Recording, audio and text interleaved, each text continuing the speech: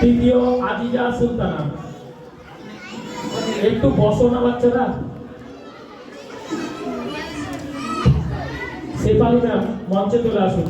বাংলা শিক্ষিকা শেফালি ম্যাম।